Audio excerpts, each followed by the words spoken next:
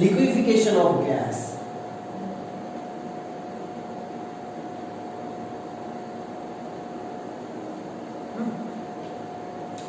তো একটা গ্যাস আছে, সেখান থেকে লিকুইড বানাবো, গ্যাস থেকে লিকুইড বানাবো, তার মানে এর ভেতর থেকে এনার্জি লুজ করতে লাগবে। এটা যদি নিতে হয়, এর থেকে এনার্জি বাইরে টেনে নিতে হবে, তাহলে লিকুইড হবে। কারা সহজে লিকুইডে আসতে চায়? যারা, আচ্ছা লিকুইড, এই যে গ্যাস, কেন গ্যাস মলিকিউলগুলো এতটা দূরে দূরে থাকে, এতটা দূরে দূরে থাকে, ঠিক আছে, গ্যাস মলিকিউলগুলো এতটা দূরে দূরে থাকে। লিকুইড মলিকিউলগুলো কোথায় থাকে দেখিনি? খুব কাছে কাছে থাকে। তাহলে গ্যাস থেকে লিকুইড বানানোর একটা মেকানিজম এরকম হতে পারে যেখানে মলিকিউলগুলো মলিকিউলের সাথে খুব ভালো অ্যাট্রাকশন ফোর্সে আটকে থাকবে। তবে লিকুইড তাই হবে যেখানে ইন্টারমলিকুলার ফোর্স অফ অ্যাট্রাকশন বেশি। এটাই condition of liquefaction, intermolecular force of attraction বেশি। আমরা এখানে কি কি ধরনের বন্ড থাকতে হবে? সবচেয়ে ভালো হয় যদি হাইড্রোজেন বন্ডিং হয়। 2 নম্বর আর কখন ভালো হবে? যদি ডাইপোল ডাইপোল ইন্টারঅ্যাকশন থাকে। 3 নম্বর ডাইপোল ইনডিউসড ডাইপোল হলেও চলবে। আর একদমই ইনডিউসড ডাইপোল ডাইপোল থাকলে এটা লিকুইড হওয়ার একটু চাপ আছে। ইনডিউসড ডাইপোল হলে লিকুইড হওয়া একটু প্রবলেম আছে। তো আমি চারটে অপশন দিচ্ছি, একটা হচ্ছে অ্যামোনিয়া, আচ্ছা কার্বন ডাই অক্সাইড, এইটা চারটে দুটো অপশনই কাজ চলো। এই দুটোর মধ্যে কাকে ইজিলি লিকুইড বানানো যাবে? এদের দুজনের মধ্যে কার ফোর্স অফ অ্যাট্রাকশন বেশি আছে বলো?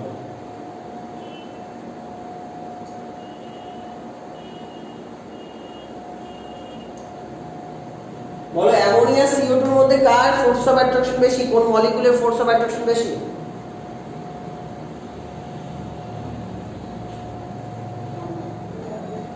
শ্রেয়া বলো, স্ট্রাকচার লিখে দিচ্ছি। Sir nitrogen, ammonia, ammonia, nitrogen নেই, অ্যামোনিয়া আছে। মানে ওই এদের বেশি না ওটাই বলেছি মিনিস। হ্যাঁ কেন? চলো সাইন্স না, এর কাছে লোন পেয়ার আছে, হাইড্রোজেন বন্ডিং হয়, মানে একজন আরো দুজনকে আটকে ধরে রাখে। একটা মলিকিউল আরো দুটো মলিকিউলকে খুব সুন্দর দেখো আটকে রেখেছে, ইন্টারমলিকুলার হাইড্রোজেন বন্ডিং করেছে।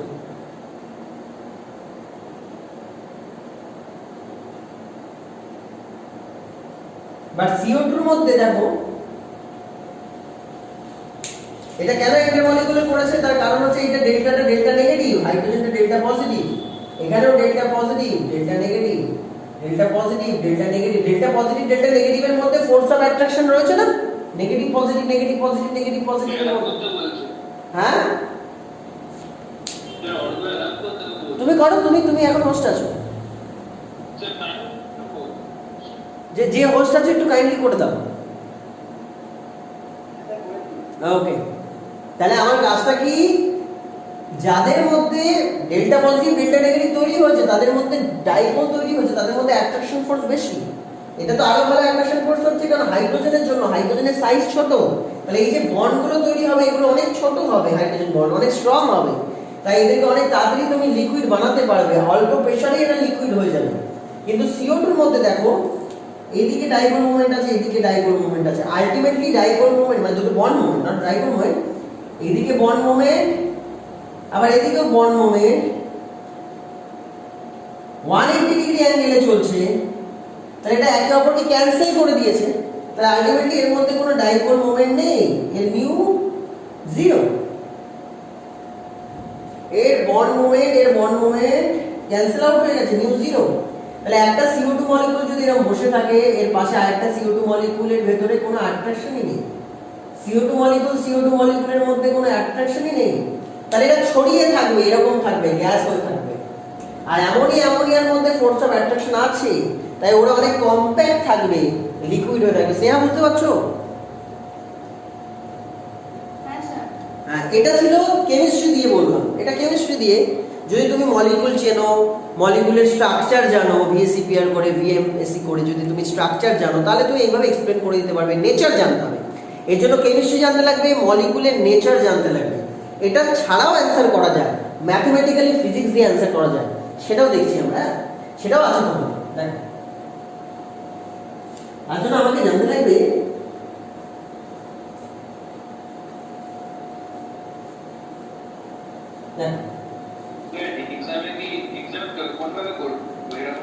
তোমাকে যদি বলে এক্সপ্লেইন, তুমি এরকম বলবে, কেমিস্ট্রি দিয়ে বলবে।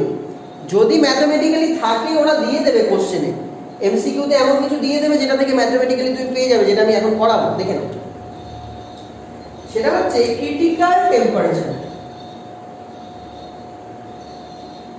ক্রিটিক্যাল টেম্পারেচারের কনসেপ্টটাকে নিয়ে নাও। What is critical temperature? এই হচ্ছে আমার গ্যাস আছে, সরি লিকুইড আছে, এই হচ্ছে আমার গ্যাস আছে, ঠিক আছে? এটা টেম্পারেচার। এই টেম্পারেচারের উপরে উঠলেই সেটা লিকুইড থেকে গ্যাস হয়ে যায়। আরেকটা মলিকুল একই রকম নিলাম, এইখানে লিকুইড গ্যাস। আরেকটা মলিকুল নিলাম, লিকুইড গ্যাস। এটা এই টেম্পারেচারকে ছাড়ালে এটা T2, এটা নিলাম T3। তাহলে বলো তো, এটা T1, এটা T2, এটা T3। এটা গ্যাস 1, 1 নম্বর গ্যাস, 2 নম্বর গ্যাস, 3 নম্বর গ্যাস। কোন গ্যাস মানে কোন লিকুইডকে গ্যাস বানাতে আমার বেশি এনার্জি দিতে হচ্ছে বা বেশি টেম্পারেচার দিতে হচ্ছে?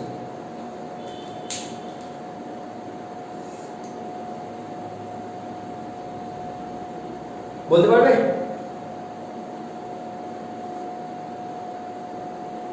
1, 2, 3 এই তিনটের মধ্যে কোন লিকুইডটাকে বেশি টেম্পারেচার দিয়ে গ্যাস বানাতে হবে? এই হচ্ছে টেম্পারেচার, এই হচ্ছে আমার টেম্পারেচারের কার্ভ নিচ দিয়ে এরকম। কোথায় হাই টেম্পারেচার লেগেছে বলো? Gas number 3। এবং এটাকে যদি আমি বলি যে ক্রিটিক্যাল টেম্পারেচার এটার এত, টিসি এত। টিসি কি বোঝাচ্ছে? টিসি বোঝাচ্ছে টেম্পারেচার দিয়ে আমি যখন তাকে গ্যাস বানিয়ে দেব, তারপর ওকে যতই প্রেসার দিই না কেন আর লিকুইড হবে না। সেই টেম্পারেচারটাকে বলা হয় critical temperature. The temperature above which a gas cannot be liquefied on applied pressure. বুঝতে পারলে? টেম্পারেচার দিলে গ্যাস হয়, আবার প্রেসার দিলে লিকুইড হয়, সেটা আমরা জানি। বাট এখানে কি বলছে? ক্রিটিক্যাল টেম্পারেচার বলছে এমন টেম্পারেচার, যেই টেম্পারেচারের উপরে যদি তুমি একবার চলে যাও, গ্যাস যদি হয়ে যায়, ওই টেম্পারেচারের উপরে যদি গ্যাস হয়ে যায়, তারপরে আমি যতই ওকে প্রেসার অ্যাপ্লাই করি আর লিকুইড হবে না। সেই টেম্পারেচারটাই হচ্ছে গ্যাসের ক্রিটিক্যাল টেম্পারেচার। এবং গ্যাসের ক্রিটিক্যাল টেম্পারেচার ডিফারেন্ট গ্যাসের ডিফারেন্ট হয়ে থাকে। লজিক বোঝা গেছে? এবার আবার আমি একটা কোশ্চেন করছি। ধরো এখানে অ্যামোনিয়া আছে আর CO2 আছে, তাহলে অ্যামোনিয়া CO2 এর মধ্যে কার ক্রিটিক্যাল টেম্পারেচার বেশি হবে?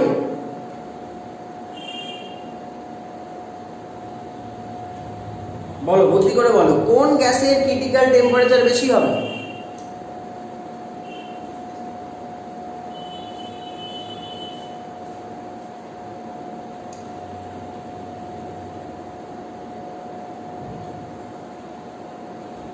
কাকে হাই টেম্পারেচার দিয়ে গ্যাস বানাতে হবে যাতে ও ব্যাক করে লিকুইডে না আসে?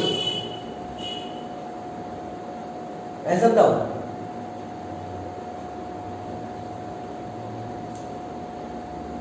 কি দেবজিৎ, কি হবে অ্যান্সার? আমি বললাম between ammonia and CO2। Between ammonia and CO2, এখানে একবার লিখে দিই, বিটুইন অ্যামোনিয়া এন্ড CO2 কোন গ্যাসের ওই ক্রিটিক্যাল টেম্পারেচারটা বেশি হবে? অ্যামোনিয়া। শ্রেয়া, তুমি কি একমত, এগ্রি করছো?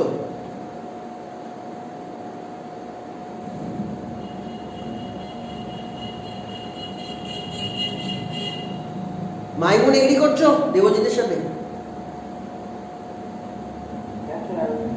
কেন একটু এক্সপ্লেন করো।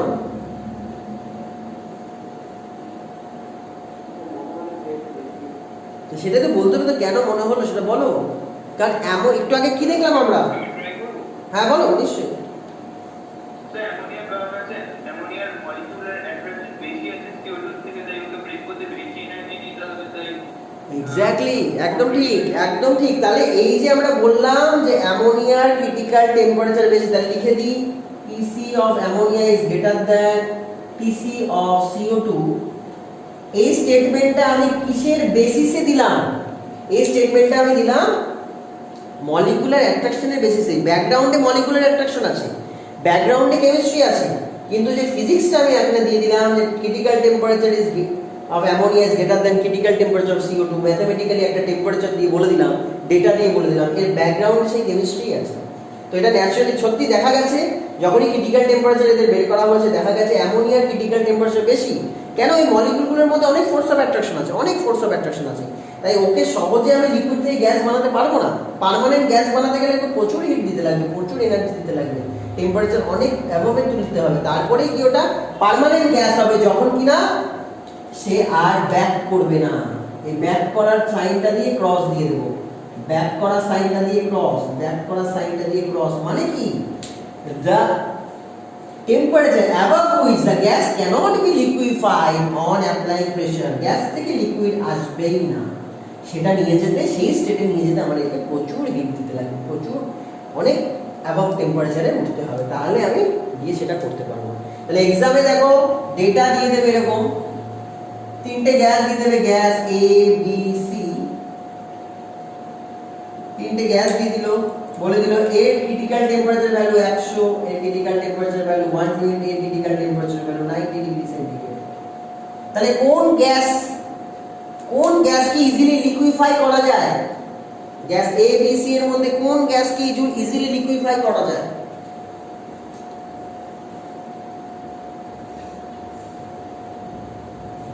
বলো, তোমাদের সবার কাছ থেকে আমি অ্যানসার নেব, এইটার অ্যানসার A B C তিনটে ক্রিটিক্যাল টেম্পারেচার দেওয়া আছে, দেয়ার দ্য ক্রিটিক্যাল টেম্পারেচার ডেটা।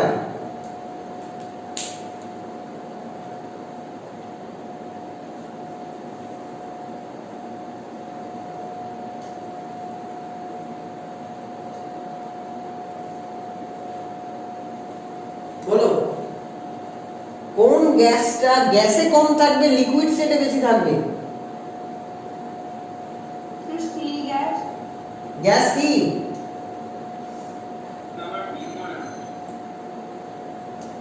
আচ্ছা স্নেহা বলুন, স্নেহা সি কেন মনে হলো?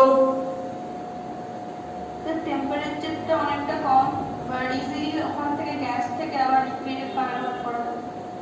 না, আরে এটা বোঝো, এটা টিসি, মানে 90 ডিগ্রি টেম্পারেচার দিলেই ও গ্যাস হয়ে যায়, পার্মানেন্ট গ্যাস হয়ে যায়। এই টেম্পারেচারের উপরে নিয়ে গেলে, এই টেম্পারেচারের উপরে নিয়ে গেলে পার্মানেন্ট গ্যাস হয়। ধরো এটাই করে দিচ্ছি এখানে, এটা 90, ভালো করে দেখো, এটা 90, এটা 100, এটা 120। তুমি দেখো তো এই গ্রাফটা থেকে কি বুঝলে? এই হচ্ছে লিকুইডের এরিয়া, এই হচ্ছে লিকুইডের এরিয়া, আর এই হচ্ছে লিকুইডের এরিয়া।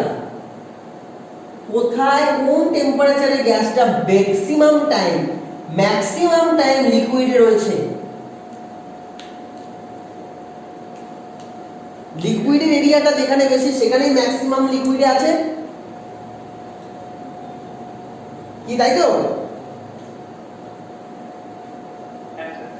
অনেক হাই টেম্পারেচার দিয়ে ওকে গ্যাস বানাতে হলো, তার মানে এই যে গ্যাসটা আছে এই গ্যাসটাই তো ম্যাক্সিমাম টাইম লিকুইডে আছে। কি স্নেহা এবার বুঝতে পারছো?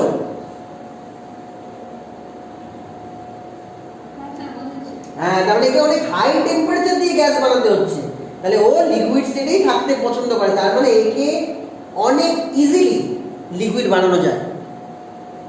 যাকে অনেক কষ্ট করে গ্যাস বানাতে হয়, এটা স্বাভাবিক ব্যাপার, যাকে অনেক কষ্ট করে গ্যাস বানাতে হয় তাকে অনেক ইজিলি লিকুইফাই করা যায়, কি তাই তো?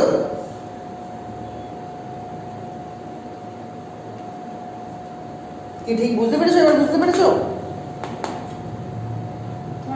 তাহলে ক্রিটিক্যাল টেম্পারেচার যত বেশি হবে, কি শিখলাম? ক্রিটিক্যাল টেম্পারেচার যত বেশি হবে, এই যে তুমি জিজ্ঞেস করেছো লিকুইফিকেশন অফ গ্যাস, সেটাই বলছি।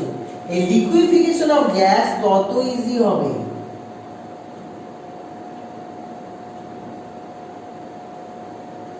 যত ক্রিটিক্যাল টেম্পারেচার বেশি হবে তত ওরা অনেক টাফে গ্যাস হবে, তাহলে অনেক ইজিলি লিকুইড হবে। যত ক্রিটিক্যাল টেম্পারেচার হাই হবে তত টাফ হবে ওকে গ্যাস বানানো, অনেক টেম্পারেচার লাগছে গ্যাস বানাতে, তাই জন্য অনেক ইজিলি লিকুইফাইড হবে। The liquefaction of gas will become easy. ইসি বেশি হতে হবে, ক্লিয়ার? এটা হচ্ছে ফিজিক্স দিয়ে এক লাইনে মুখস্থ করেও যারা যায় তাদের জন্য টিসি বেশি হবে, লিকুইফিকেশন ইজি হবে। আর কেমিস্ট্রি দিয়ে বুঝে গেলে ইন্টারমলিকুলার ফোর্স অফ অ্যাট্রাকশন বেশি হবে, তো লিকুইফিকেশন ইজি হবে। তাহলে এই দুটোর থেকে আমাদের যে কনক্লুশন এলো কি, যার ইন্টারমলিকুলার অ্যাট্রাকশন ফোর্স বেশি, যে গ্যাসের ইন্টারমলিকুলার ফোর্স অফ অ্যাট্রাকশন বেশি, সেই গ্যাসের টিসি বেশি। কি ঠিক বললাম মাইমুন? দেখো তো ঠিক বলা হয়েছে?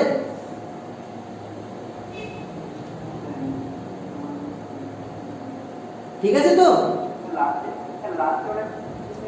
আমি বললাম ইন্টারমলিকুলার ফোর্স অফ অ্যাট্রাকশন যত বেশি তত টিসি বেশি। Clear? Intermolecular force of attraction বেশি হলেই তো সে লিকুইডে থাকবে, আবার লিকুইডে বেশি থাকা মানে টিসি বেশি। তবে দুটো কনক্লুশনে এলো ইন্টারমলিকুলার ফোর্স অফ অ্যাট্রাকশন বেশি মানেই টিসি বেশি। এটা ম্যাথমেটিক্যাল ইকুয়েশন দিয়ে বলা যায়। ইকুয়েশনটা এরকম, TC is equal to 20, আচ্ছা TC equal to 8A by 27 RB। এটাও লিখে রাখতে পারো, এটাও দরকার হতে পারে তোমাদের। এটা দেখা যাচ্ছে কি ওখান থেকে? দেখে নাও। TC is equal to 8A by 27 RB. What does it mean? যদি A বেশি হয় তাহলে TC বেশি হবে। A বেশি মানে কি? হ্যাঁ, রিয়েল গ্যাস ইকুয়েশনের A কি? A কি বলছে? A মানে কি? ফোর্স অফ অ্যাট্রাকশন তো of 1 mole of gas। হ্যাঁ, force of attraction of 1 mole gas।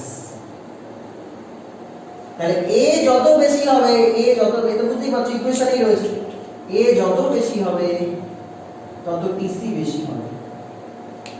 ঠিক আছে? তাহলে তোমাদের তিন চারটে গ্যাসের A দিয়ে দিতে পারে, বলতে পারে কে আগে লিকুইফাইড হবে। তাহলে A যত বেশি হবে তত TC বেশি হবে, TC যত বেশি হবে তত ইজিলি লিকুইফাইড হবে, TC যত বেশি তত ইন্টারমলিকুলার ফোর্স অফ অ্যাট্রাকশন বেশি। তাহলে তুমি যাবতীয় যা জিজ্ঞেস করেছো লিকুইফিকেশন অফ গ্যাস রিলেটেড সমস্ত কিছু এখানে রয়েছে। আই থিঙ্ক বোঝাতে পারলাম। আমি এই ক্লাসটা রেকর্ড হয়েছে, এটা আমি পাঠিয়ে দেবো। ঠিক আছে? হ্যাঁ।